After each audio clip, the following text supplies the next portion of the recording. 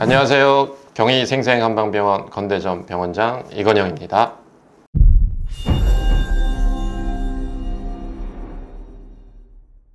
추나 그리고 도수, 이 두 가지 치료는 수기요법, 우리 손으로 하는 거죠. 수기요법이라는 점에서 공통점이 있습니다. 그러면 추나요법과 도수치료는 뭐가 다를까요?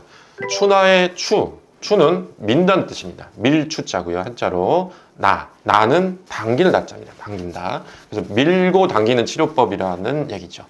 정확하게 말하면 한의사가 손 또는 신체 일부, 예를 들면 여기 팔꿈치라든지 팔뚝이라든지 팔꿈치를 사용하는 경우들이 있는데, 이런 신체의 일부분을 사용하거나 추나 테이블, 추나 베드, 추나 침대라고도 하는데, 이와 같은 보조기구를 이용하여 환자의 신체 구조에 어떤 유효한 효과적인 자극을 가함으로써 구조적 또 기능적 문제를 치료하는 한방 수기요법이라고 정의를 하고 있습니다. 반면에 도수치료는 치료사가 손으로 직접 뼈, 관절, 근육 등을 맞춰나가면서 틀어진 몸의 균형을 바로잡는 치료입니다.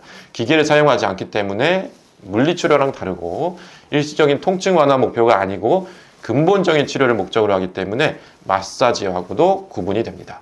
그러면 추나요법과 도수치료의 차이점을 대략은 아시겠죠? 첫 번째는 시술자의 차이입니다. 추나는 한의사가 처방을 하고 한의사가 직접 치료를 하는 거고요. 도수치료는 정형외과나 재활의학과 의사선생님이 처방을 하고 물리치료사가 시술을 하는 겁니다. 그래서 추나는 환자의 소통이 원활하고 직접적인 변경이 가능하고, 치료 중에도 추나 기술과 강약을 조절하기가 쉽고 피드백이 원활합니다. 두 번째는 치료의 범주입니다. 추나요법은 근육과 근막을 이완시키기도 하지만 척추 그리고 관절의 문제를 주로 치료하면서, 도수치료는 근육과 근막을 부드럽게 이완시켜주는데 조금 더 집중이 됩니다. 그래서 시너지 효과를 얻기 위해 두 가지를 병행하는 경우도 많이 있습니다. 도수치료는 척추나 관절의 통증, 즉 근골격계 통증이라고 하는데, 이 증상에만 적용되고, 추나요법은 반면에 내장기관의 문제에도 사용을 하게 됩니다. 한의학적 이론에 따라 등이나 복부, 배, 그리고 사지의 특정 부분을 자극하여 호흡기라든지 소화기 증상들을 개선시키기 위해 추나요법이 응용되기도 합니다. 자, 세 번째는 보험의 적용 여부입니다. 추나요법은 건강보험과 자동차보험 적용이 되고요. 도수치료는 건강보험 등 이런 보험 등이 적용이 안 되고 비급여 치료라고 하죠. 전액을 환자 본인이 부담을 해야 합니다. 추나치료는 건강보험이 적용돼서 본인 부담금 10,000원에서 20,000원대의 추나치료를 받으실 수가 있습니다. 추나요법은 1년간 건강보험으로 20회, 자동차 보험으로도 20회가 가능하고요. 도수치료는 기본적으로 횟수에 제한이 없으나 실손보험으로 받으려는 분은 질환별로 권장 치료 횟수가 있습니다. 마지막으로 치료 시간입니다. 추나요법은 정해진 치료 시간이 없이 그날의 치료 목표에 이르게 되기까지 하게 되고요. 5분 내지 길면 10분 정도 소요가 됩니다. 도수치료는 30분, 1시간 이런 식으로 시간을 두고 그 시간 내에서 받게 되는 특징이 있습니다.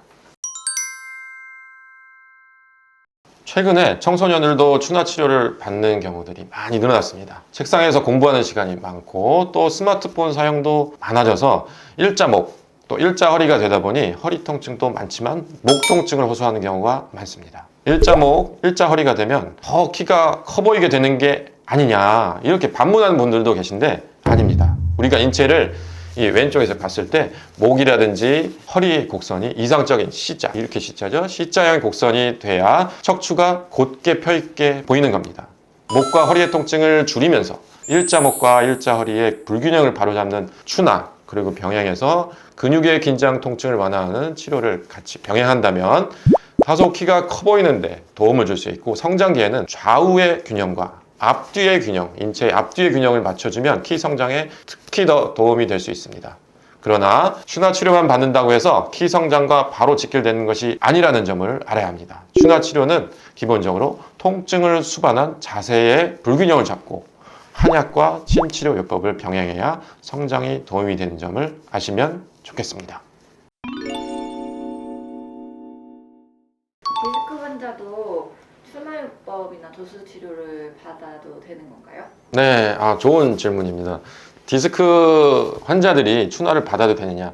일단 저희가 디스크 치료를, 목 디스크, 허리 디스크를 치료하는 프로그램에는 추나 치료가 기본적으로 있습니다. 그런데 중요한 거는 약간 질문과 다른 답변이 될 수도 있는데 디스크 치료에 있어서 추나 치료를 받으면 안 되는 시기가 있습니다. 왜냐하면 추나 치료가 교정을 할 수도 있기 때문에 예를 들면 목만 아픈 것이 아니고 팔이 저린다든지 허리 디스크에서 다리가 저린다든지 이런 방사통이 있을 경우에는 방사통을 유발할 수 있는 추나 치료는 하면 안 되겠죠. 그래서 시기에 따른 문제가 있는 것이고 추나 치료는 여러분들의 목 디스크 치료, 허리 디스크를 치료하는데 필수 치료 방법이다. 이렇게 이해하시면 좋겠습니다. 오늘은 추나요법과 도수 치료의 차이점 그리고 공통점에 대해서 알려드렸습니다. 많은 도움이 됐고 유익하셨다고 하면 좋아요, 댓글, 구독, 알림 설정 부탁드리겠습니다. 감사합니다.